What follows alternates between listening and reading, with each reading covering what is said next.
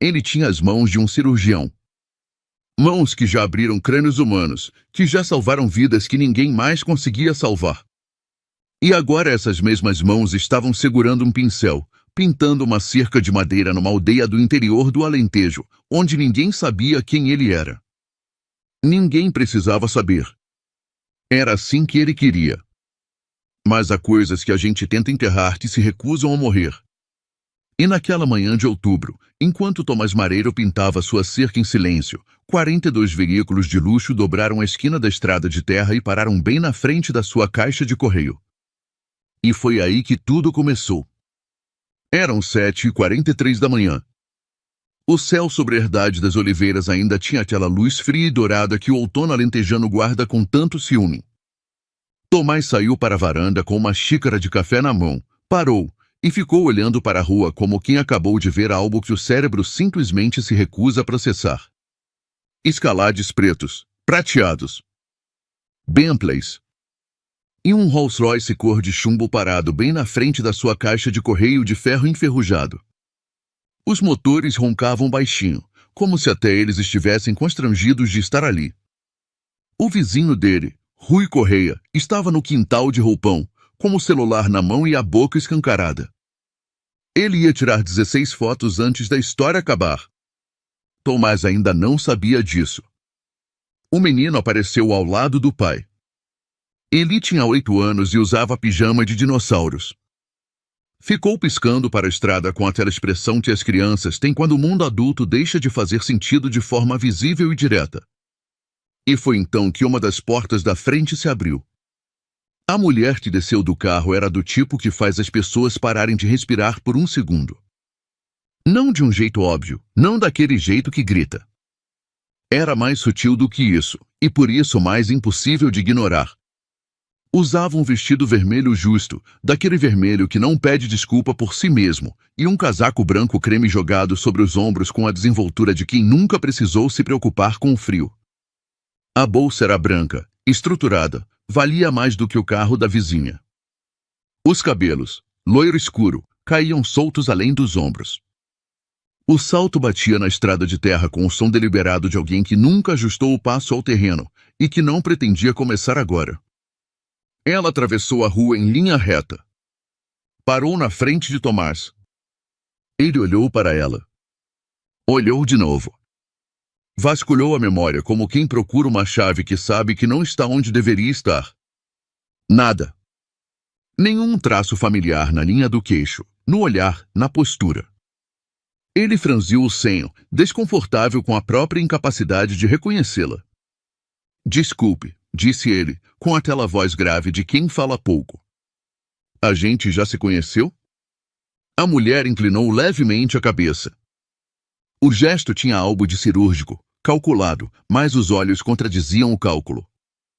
Havia algo nos olhos dela que estava trabalhando muito para se manter no lugar.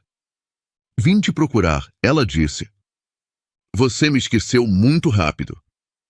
Fui eu que você deixou entrar ontem à noite. A boca de Tomás abriu. Fechou. Ele olhou para a fila de carros. Olhou para ela. Olhou para o filho, que estava puxando a barra do casaco do pai com os dedos pequenos. Pai. Quem é ela? Tomás balançou a cabeça muito devagar. Não faço ideia, filho. Mas isso é mentira, claro. Porque há sempre uma noite antes. E para entender essa manhã impossível, é preciso voltar à noite anterior. A chuva. A escolha que ela fez quando tudo mais se esgotou. Nora Figueiredo tinha 38 anos, era CEO de uma empresa de 2,4 bilhões de euros e não se lembrava da última vez que tinha chorado. Não porque fosse fria, mas porque tinha aprendido, muito cedo, que o choro é um luxo que os responsáveis não podem gastar em público. Ela cresceu dentro de reuniões. Aprendeu a ler balanços antes de aprender a ler romances. O pai dela, Ricardo Figueiredo, foi quem ensinou isso para ela. Foi quem ensinou quase tudo. E foi por isso que quando o pai colocou um pedaço de papel dobrado na mão dela, naquela manhã em que ela partiu de Lisboa, o aperto dos dedos dele apertou mais do que ela esperava. Mais do que os dedos de um homem que passou os últimos 2 meses perdendo peso que não tinha para perder deveriam conseguir apertar. A caligrafia continha 3 coisas. Uma aldeia no Alentejo. Um nome. E uma frase. Herdade das Oliveiras. Tomás Mareiro. Encontra ele, Nora. É o único que sobrou. Ela não contratou motorista. Não avisou o assistente dela, Denis Ali, que passaria as próximas 48 horas com o celular quente na mão tentando acompanhá-la. Saiu do estacionamento da Figueiredo Medical às 2 da tarde num carro alugado e foi para o sul, direto para um tempo que piorava a cada hora. Quando entrou no interior do Alentejo, a chuva já chegava em lençóis horizontais que o limpador de para-brisa simplesmente não conseguia acompanhar. O GPS perdeu o sinal em algum lugar depois de uma cidade chamada Margem. O celular estava com 8% de bateria. Ela saiu da rodovia onde achava que o mapa tinha mandado ela virar. A estrada estreitou. Estreitou de novo. Depois virou um canal de lama escura ladeado de oliveiras, e os pneus dianteiros afundaram nela com um som mole e definitivo que ela sentiu antes de ouvir. Ficou sentada com o motor desligado e a chuva martelando o teto do carro. Nora Figueiredo, CEO de uma empresa de 2,4 bilhões de euros, sentada no escuro no atoleiro no interior do Alentejo, sem saber o que fazer a seguir. Esse seria o detalhe que ela nunca contaria para ninguém. Então ela viu a luz. Uma janela, a 200 metros, entre as árvores. Amarela e fraca. Ela puxou o casaco para cima, abriu a porta na chuva e correu. A luz da varanda estava acesa. Ela bateu na porta. O homem que abriu tinha olhos escuros e o físico de quem trabalha com as mãos. Na luz amarela fraca, com a chuva caindo como uma cortina entre eles, ele não conseguia vê-la direito. Ela estava encharcada, os cabelos colados no rosto. A voz saiu mais firme do que ela se sentia. Meu carro ficou atolado. Preciso esperar a chuva passar. Ele não perguntou o nome dela. Deu um passo para trás e segurou a porta aberta. Trouxe roupa seca para ela, apontou o quarto pequeno no fundo do corredor, disse que ele e o filho ficariam bem no sofá. Disse isso como um fato, sem drama, sem fazer disso gentileza ou sacrifício, e depois se afastou. Ela deitou na cama estreita só por um momento, para esperar. E dormiu em minutos. Acordou antes das 5. Encontrou uma tomada no corredor, carregou o celular até 11%, ligou para Denis. Depois dobrou as roupas que o homem tinha emprestado para ela e deixou sobre a cama, com as pontas alinhadas. Fechou a porta da frente com todo o cuidado que conseguiu. E foi embora. O menino encontrou o quarto vazio primeiro. Ficou parado na entrada, olhando para as roupas dobradas sobre a cama. Ela foi embora, disse ele. O pai olhou para as roupas, para as dobras cuidadosas, para os cantos puxados com precisão. Parece que foi, disse ele. E ficou com aquilo na cabeça durante toda a manhã, sem saber bem por quê. Agora, de volta à varanda, com 42 veículos de luxo parados na estrada de terra e o filho ao lado de pijama de dinossauros, Tomás tentava encaixar as peças. A mulher à frente dele mencionou as roupas. Disse que tinha deixado dobradas sobre a cama e que sentia não ter tido como agradecer naquele momento. Algo em Tomás mudou. Não o reconhecimento do rosto, que ele nunca tinha visto claramente, mas o reconhecimento das coisas que ela estava descrevendo. As roupas dobradas. A saída silenciosa. O cuidado de quem não quer ser um fardo. Foi você, disse ele. Não era bem uma pergunta. Ela estendeu a mão e a voz mudou para aquele registro que ela usava há anos em reuniões de conselho de administração e conferências internacionais. Nora Figueiredo. CEO da Figueiredo Dispositivos Médicos, com sede em Lisboa. O homem ao lado dela, de 50 e poucos anos, terno cinza, com aquele ar levemente frenético de quem passou a noite no celular, deu um passo à frente e estendeu um cartão de visita. Tomás pegou nele sem olhar. Estava olhando para ela. Pro sobrenome. Figueiredo.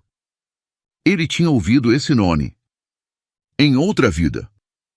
Tinha 31 anos, estava sentado num café a 3 quarteirões de um centro de convenções no Porto, conversando com um homem nos seus 60 e tantos anos que tinha pedido café puro e que fazia perguntas sobre mapeamento de pressão intracraniana que nenhum dos colegas na conferência sabia fazer.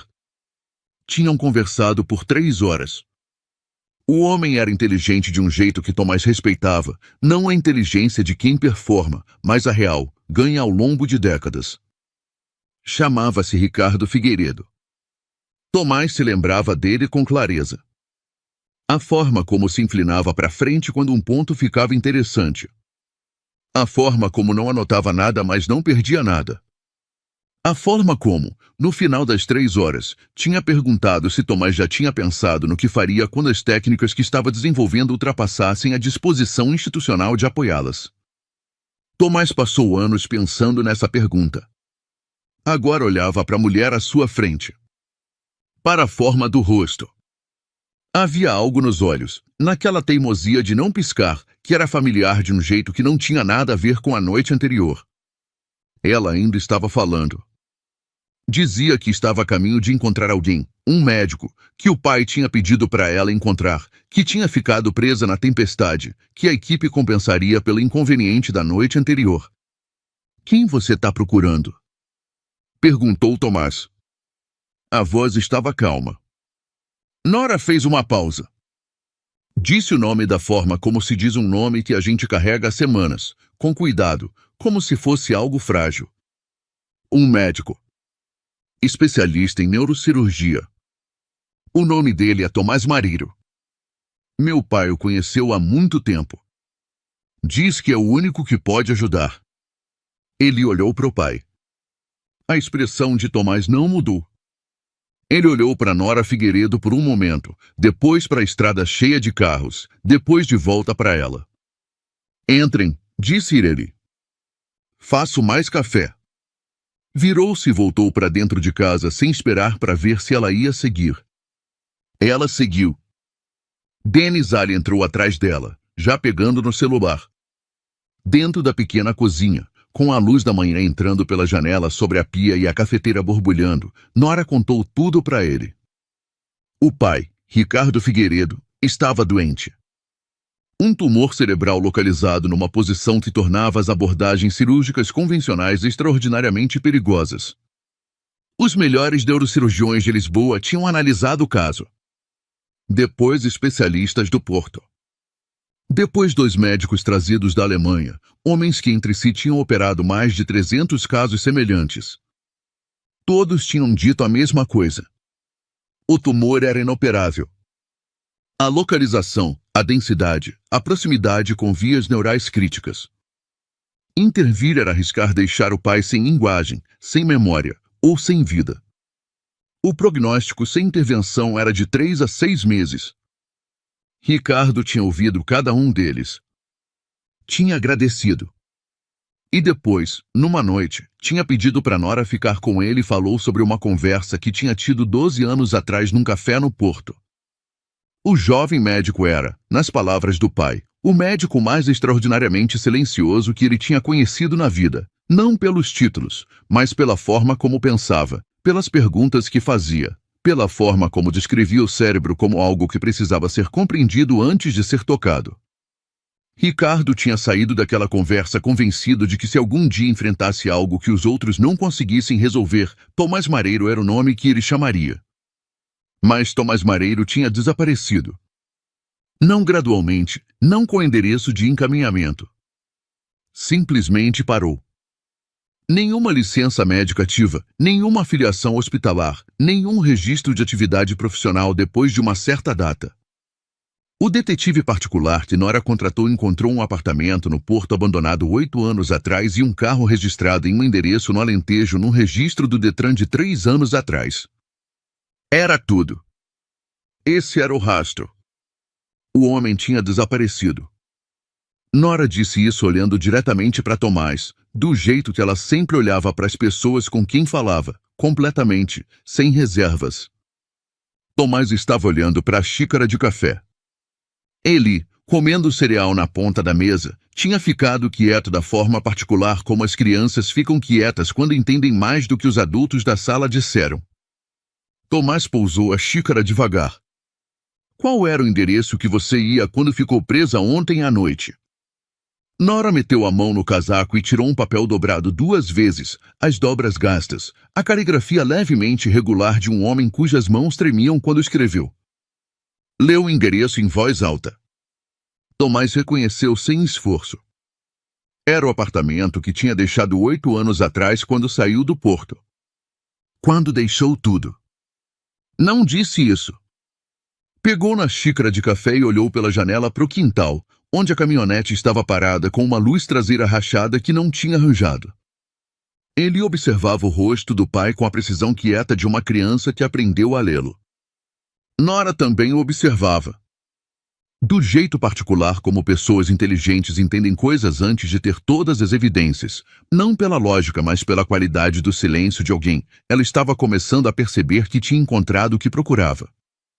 Olhou para Tomás Mareiro sentado do outro lado da mesa da cozinha, para as mãos calejadas apertadas em volta da xícara de café, para o silêncio que vivia no rosto dele como algo que ele tinha escolhido e depois esquecido de ter escolhido. E ela entendeu, sem conseguir dizer exatamente como, que o endereço no papel do pai não estava errado. Ela simplesmente tinha andado à procura da versão errada do homem. Levantou da mesa e foi atrás de Dennis em direção ao corredor. A porta do quarto no fundo do corredor estava aberta, o quarto onde tinha dormido na noite anterior, e ela estava quase passando quando algo na parede do quarto ao lado prendeu o olhar. Ela parou. O quarto servia de depósito. Caixas de papelão, uma caixa de ferramentas, uma luminária quebrada esperando ser jogada fora. Mas na parede acima de uma escrivaninha estreita, numa moldura de madeira escura que tinha sido colocada ali aparentemente esquecida, havia um diploma. O vidro tinha uma fina película de poeira. O papel atrás dele ainda estava brilhante. Doutor em Medicina, Neurocirurgia e Cirurgia Geral, Faculdade de Medicina da Universidade de Coimbra, conferida a Tomás Jaime Mareiro. Nora ficou muito quieta. Olhou para o diploma por um longo momento. Olhou para o nome. Olhou pelo vão da porta em direção à cozinha, onde conseguia ver as costas de um homem de camisa de trabalho parado na pia enxaguando a xícara com aquela facilidade sem pressa de quem fez isso 10.000 vezes e espera fazer mais 10.000. Uma caminhonete de elétrica estava na frente da casa. Ferramentas no balcão. Desenhos de criança presos na geladeira com imãs. Isso era quem ele tinha se tornado. Não uma redução do que tinha sido. Algo diferente. Algo escolhido. É você, disse ela. A voz saiu diferente do que normalmente saía. Mais baixa, despida do registro profissional, do verniz das reuniões que ela carregava desde que aprendeu a entrar numa sala. Só a palavra e o ar atrás dela. É você. Tomás fechou a torneira. Secou as mãos num pano de prato. Virou-se e olhou para ela parada no vão da porta. Eu não exerço mais, disse ele. 4 palavras. Niveladas como mesa. Ela entrou na cozinha. Meu pai está morrendo. Não disse isso como um apelo. Não disse como uma tática, do jeito que ela às vezes usava informação com precisão e para efeito em negociações. Disse do jeito que se diz uma coisa que é simplesmente verdade e que a gente carrega há muito tempo sem pousar porque não tem lugar para pousar. Tomás olhou para ela, não do jeito que a tinha olhado na varanda tentando reconhecer o rosto. Não através do nevoeiro da confusão da manhã. Olhou para ela do jeito que se olha para alguém quando a gente está realmente vendo. Atenção nos cantos dos olhos. A linha do maxilar te trabalhava muito para se manter firme. As mãos que não estavam completamente soltas ao lado do corpo. E Nora olhou para ele, não como uma CEO olha para um recurso a adquirir, não como uma filha desesperada olha para sua última opção. Olhou para ele do jeito que se olha para alguém que está do mesmo lado de uma coisa que nenhum dos dois pediu para estar. Do vão da porta no fundo do corredor, Eli apareceu. Olhou para os dois, pro silêncio do pai, pro rosto da mulher, e depois virou quietinho e voltou pelo caminho que tinha vindo.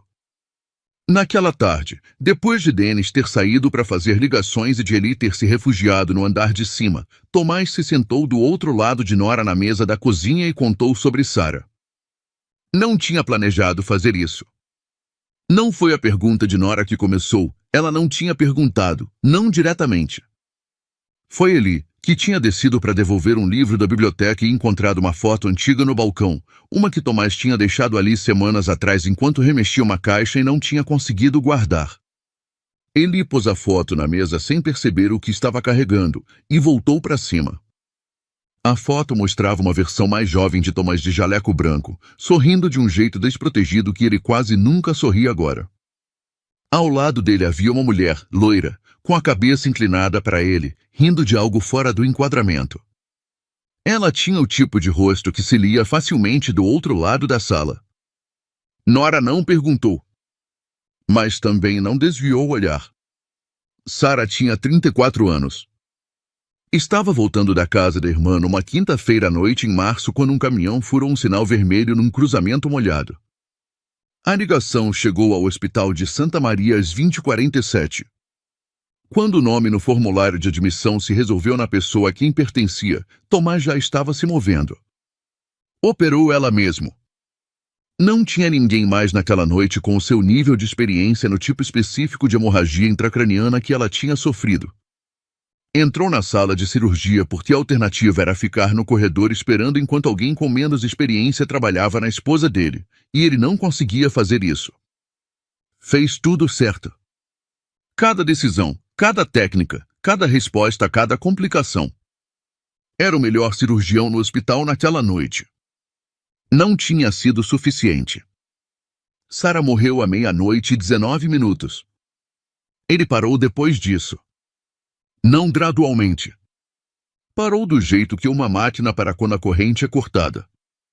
Tirou uma licença que virou demissão, saiu do apartamento do porto porque cada cômodo ainda tinha lá dentro, e dirigiu para o sul até parar de se mover na Herdade das Oliveiras, uma aldeia pequena onde ninguém conhecia o nome dele, e tinha uma escola a uma curta distância para Eli. Tinha sido um bom médico. Ainda sabia disso. Mas toda vez que tentava se imaginar de volta numa mesa de cirurgia, se imaginar olhando para o crânio aberto de alguém, as luzes acima dele, os instrumentos nas mãos, ele via o rosto de Sarah, e as mãos não cooperavam. Contou isso para Nora em voz baixa, sem ênfase. Quando parou, a cozinha estava muito quieta. Lá fora, o vento de outubro se movia pelo quintal. Nora ficou em silêncio por um momento.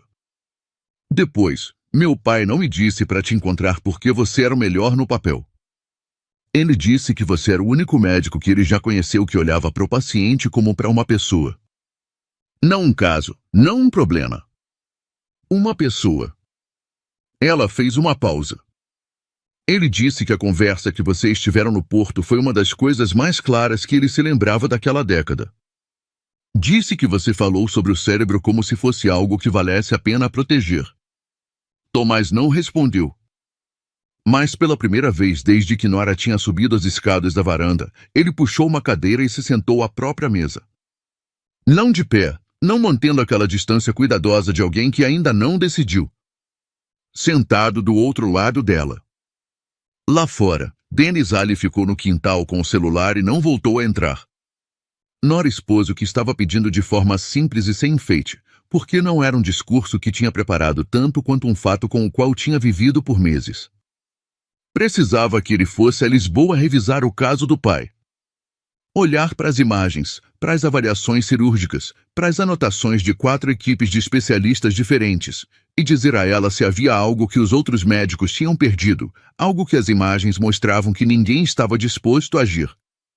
Não estava pedindo que ele prometesse um resultado. Não estava pedindo que decidisse agora se ia operar. Estava pedindo que ele olhasse. Só isso. Apenas que olhasse. Tomás disse que não conseguia. O registro médico dele tinha caducado, não revogado, nunca isso, apenas deixado vencer por um homem que não esperava voltar a precisar dele.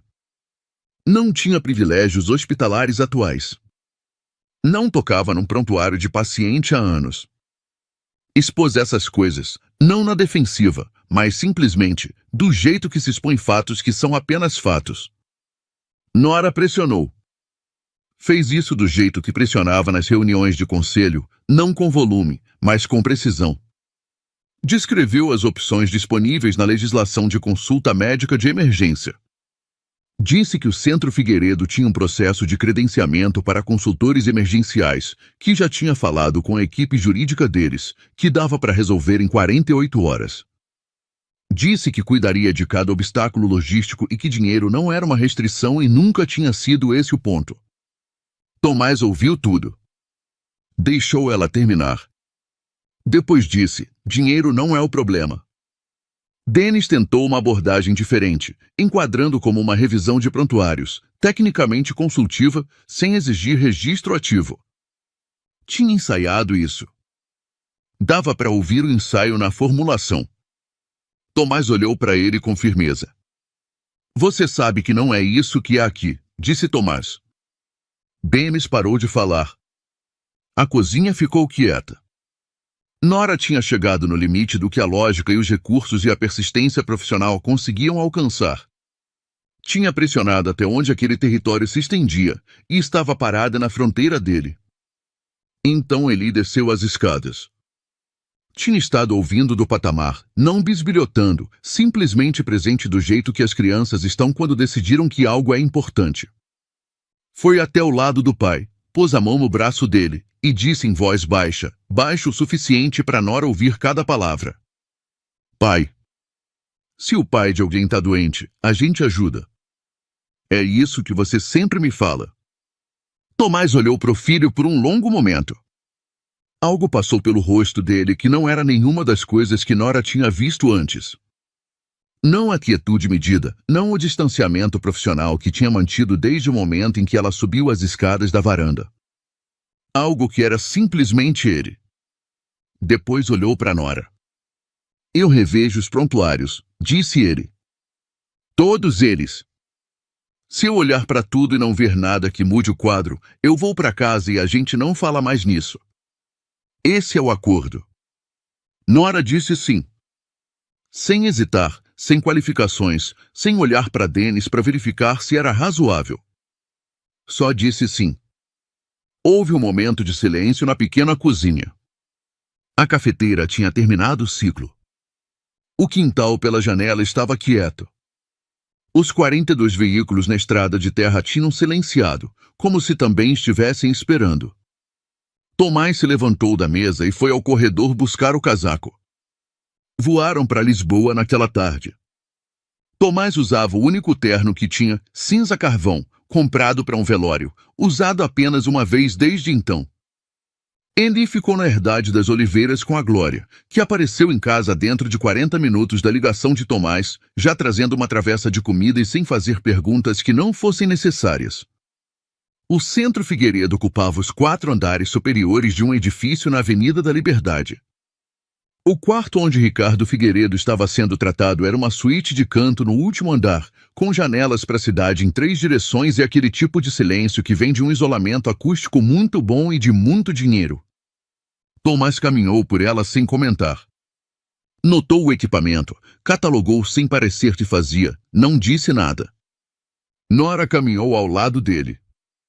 Estava acostumada a liderar em cada sala que entrava sem pensar nisso. Nessa, descobriu que não sabia se devia liderar ou seguir, e por isso caminhou ao lado dele, o que era algo que normalmente também não fazia. Ricardo Figueiredo estava encostado nos travesseiros de um jeito que sugeria esforço. Estava mais magro do que nas fotos que Tomás tinha visto em perfis da imprensa, e o tremor nas mãos era visível do outro lado da sala, mas os olhos eram os mesmos olhos que Tomás se lembrava do café no Porto. Vivos, presentes, os olhos de um homem que não tinha parado de prestar atenção. Olhou para Tomás por um longo momento. Sabia que você havia de vir, disse Ricardo. A voz estava mais rouca do que tinha sido, mas a cadência era a mesma. Só não sabia que a Nora ia te encontrar bem assim. Uma pequena pausa, algo que podia ter sido um sorriso. Ela não faz nada do jeito normal. Nora, no canto da sala, não disse nada. Tomás puxou uma cadeira para o lado da cama e sentou. Vou ler tudo. Todas as imagens, todas as anotações, todas as avaliações cirúrgicas. Não estou fazendo promessa nenhuma. Só vou ler. Ricardo fez que sim com a cabeça. É tudo que estou pedindo. Os prontuários tinham 412 páginas. Tomás sentou ao lado da cama e leu. Passou 1 hora. 2. Nora ficou do lado de fora da sala. Dennis trouxe café que ela não bebeu. A equipe de enfermagem entrava e saía em silêncio, e Tomás ficou quieto e virou páginas. Quando finalmente levantou o olhar, pediu para Nora entrar. Tinha os filmes de ressonância espalhados na caixa de luz na parede. Múltiplas sequências, o tumor visível como uma massa mais brilhante contra o tecido cinza em volta. Apontou para uma sequência específica tomada num ângulo particular que as outras equipes tinham incluído no exame, mas que aparentemente não tinham passado muito tempo analisando. Havia uma simetria, pequena, sutil, facilmente lida como artefato, facilmente atribuída a variações do equipamento, mas não era isso. Tomás traçou ela com a ponta de um dedo sem tocar no filme. As margens do tumor nessa sequência mostravam um plano estreito de diferenciação no aspecto posterolateral, com uma fronteira fina mais real entre o tecido tumoral e o córtex eloquente adjacente. Cada variação cirúrgica tinha tratado aquela margem como completamente aderida. Essa dizia outra coisa. Isso não é um tumor inoperável, disse Tomás. Disse em voz baixa, sem drama. Isso é um tumor que ninguém abordou por esse ângulo. A via de acesso posterolateral é estreita. Precisa de um posicionamento específico, mais tempo de descompressão e um nível de precisão que vai além da técnica padrão. Fez uma pausa. Mas a margem está lá. Nora estava olhando para os filmes. Não tinha formação em neurocirurgia e não conseguia ler o que ele estava apontando com a facilidade dele. Mas conseguia ler o homem, e o que via no rosto dele, na firmeza da postura, na qualidade da atenção, não era performance. Qual é a diferença, disse ela, entre não consigo e não quero? Tomás olhou para ela. Eu faço, disse ele. Houve 48 horas de preparação.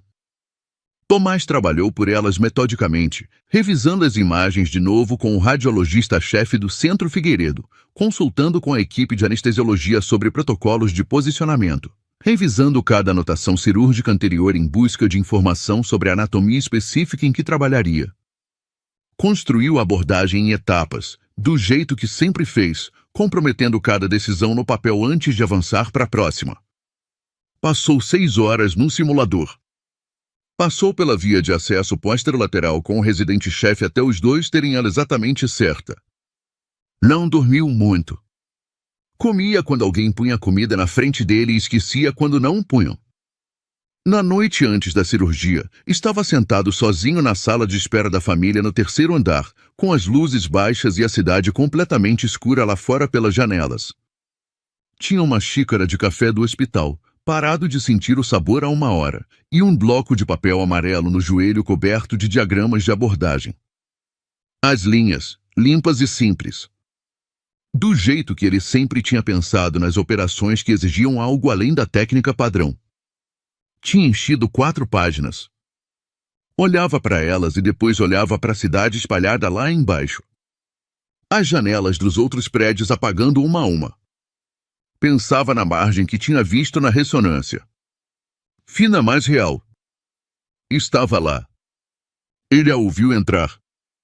O ritmo particular daqueles saltos, mesmo agora abafados no carpete do hospital. Não se virou imediatamente. Ouviu ela atravessar a sala, ouviu o som suave de uma cadeira sendo puxada. Nora sentou do outro lado dele sem pedir. Olhou para o bloco de notas, para as páginas de diagramas, e não perguntou sobre eles. Olhou para o rosto dele por um momento, o tipo de olhar que registra algo sem comentar, e depois olhou pela janela para a cidade.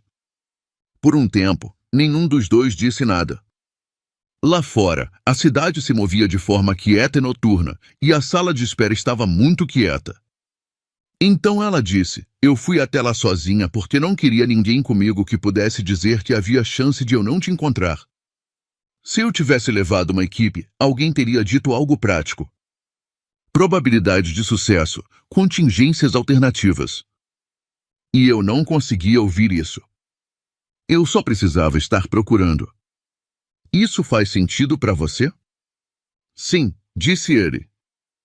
Ela olhou para ele. Você tá com medo? Ele ficou quieto por um momento. Sim. Vou ter medo amanhã. Sempre tive medo cada vez que entrei numa sala de cirurgia. Os bons têm. Mas você faz assim mesmo porque alguém precisa que seja feito. Ela ficou quieta depois disso. Não a quietude de alguém que ficou sem coisas para dizer. A quietude de alguém que se permite estar exatamente onde está sem gerenciar isso. Tomás não tinha visto ela fazer isso antes. Tinha visto ela controlar e redirecionar e desviar com uma eficiência que ele reconhecia como o próprio tipo de talento. Isso era diferente. Isso era Nora Figueiredo sentada numa sala de espera de hospital na noite antes da cirurgia do pai, sem fingir que era qualquer coisa além do que era. Não performando serenidade para a sala. Não gerenciando o próprio medo até ficar com uma aparência aceitável. Simplesmente sentada com ele, do jeito que uma pessoa senta com uma coisa que decidiu parar de lutar contra. Ficaram ali por muito tempo. O café esfriou. O bloco de notas ficou aberto no joelho dele. Nenhum dos dois se levantou para ir embora. A cirurgia começou às 7h15 da manhã. Nora estava na sala de espera da família no terceiro andar às 6h55. Sentou na cadeira onde tinha estado na noite anterior e não abriu o notebook. Não leu os resumos que Dennis tinha impresso para ela. Não checou o celular para as mensagens do conselho ou as 3 ligações de clientes que tinham sido reagendadas em volta desse dia. Sentou e esperou. E foi a única coisa que ela fez. Tinha estado em salas onde bilhões de euros mudavam de mãos e tinha conseguido ficar completamente quieta durante isso. Mas isso era diferente. Isso exigia algo para o qual ela não tinha uma palavra profissional. Danny sentou a 2 cadeiras de distância e parou de oferecer café depois da segunda vez. Às 8h20, o celular tocou, uma videochamada da Herdade das Oliveiras. O rosto de Eli apareceu na tela, com aquele ar de quem tinha acabado de acordar e estava sério, com a Glória visível ao fundo se movendo numa cozinha. Meu pai está em cirurgia? Perguntou Eli.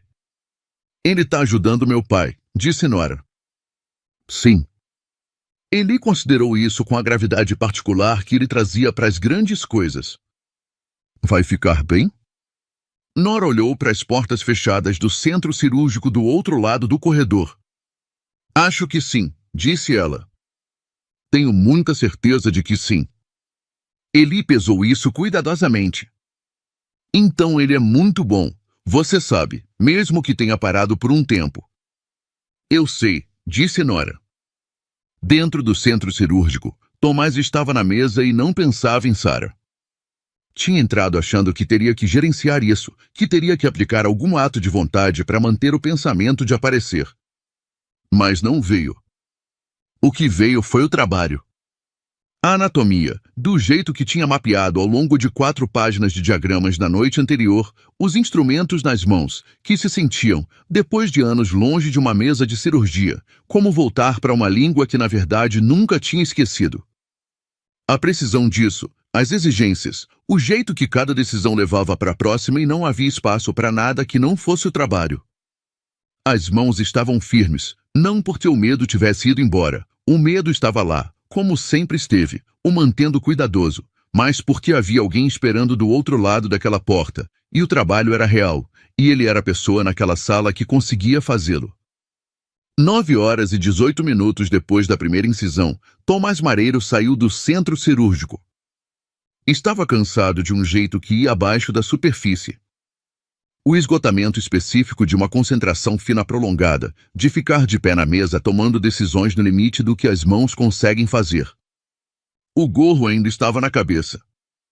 A máscara estava descida em volta do pescoço. Nora se levantou da cadeira no momento em que a porta se abriu.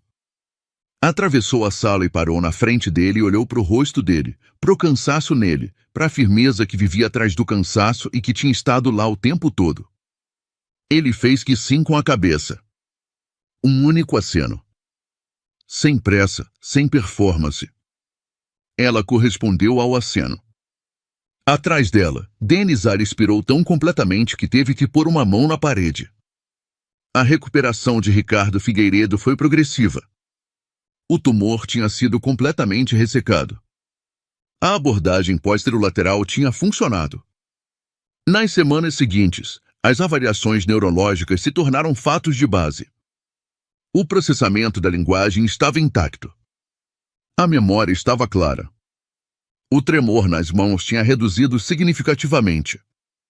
6 semanas depois da cirurgia, Ricardo ligou para Tomás da suíte hospitalar. Quero te fazer uma pergunta. Não como paciente. Como alguém que tem uma leitura razoável das pessoas depois de 67 anos. Você consideraria voltar?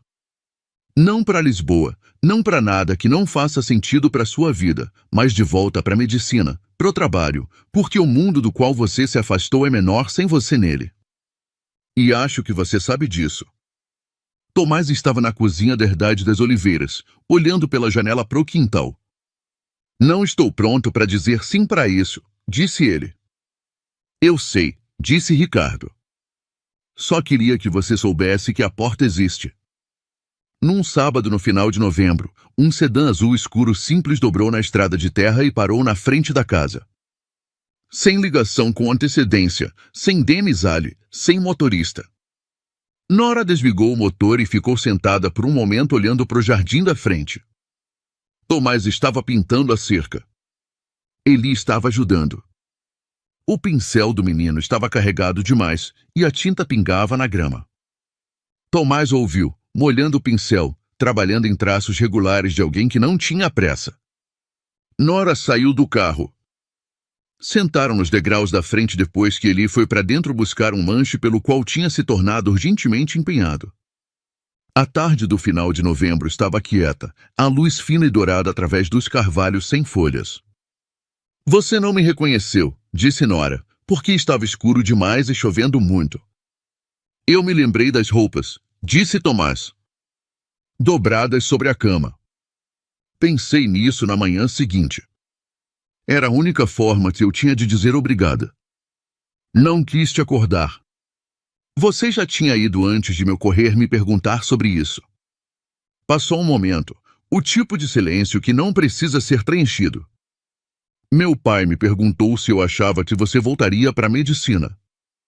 Tomás olhou para a tábua da cerca que tinha perdido na última passagem. Um risco fino de madeira nua no branco. O que você disse? Disse que não sabia. Ela olhou para ele. Mas eu achei que você acabaria voltando, por causa do jeito que você estava no centro cirúrgico. Não era algo em que você tinha parado de ser bom. Era algo que você tinha parado de se permitir ter. Tomás não respondeu. Se levantou e foi para dentro, voltou com 2 xícaras de café. Ofereceu uma. Ela aceitou. Sentou de novo. A porta de tela bateu e Eli se acomodou entre eles. Com uma maçã e biscoito na mão, começou a descrever algo que tinha acontecido na escola, uma discussão durante o recreio que tinha se resolvido de um jeito que ele considerou profundamente satisfatório. Nora ouviu com atenção. Não checou o celular. Ficou sentada com tinta na sola das botas e ouviu um menino de 8 anos contar a história da semana dele. A estrada na frente da casa estava silenciosa e vazia embaixo dos carvalhos sem folhas. Sem acordo. Sem a matinaria de outra vida invadindo. Só os degraus e o café quente nas mãos. E ele entre eles, falando sem parar para respirar. E a luz da tarde se esvaindo lentamente, pacificamente. Se você chegou até aqui nessa história, então você sabe que algumas das coisas mais importantes que acontecem na nossa vida chegam do jeito mais inesperado, numa noite de chuva, numa estrada que você não devia ter dobrado, numa porta que você bate quando não tem mais nada. E o que é bonito nessa história é que ninguém obrigou ninguém a mudar. O menino disse uma coisa verdadeira, numa voz baixa, e foi suficiente. Às vezes é assim que acontece. Manda essa história para alguém que precisa ouvir que ainda dá tempo de voltar pro que a gente era antes de se machucar. E se você ainda não se inscreveu aqui no canal, faz isso agora, porque a gente tem muito mais histórias assim, do tipo que você não larga até o final.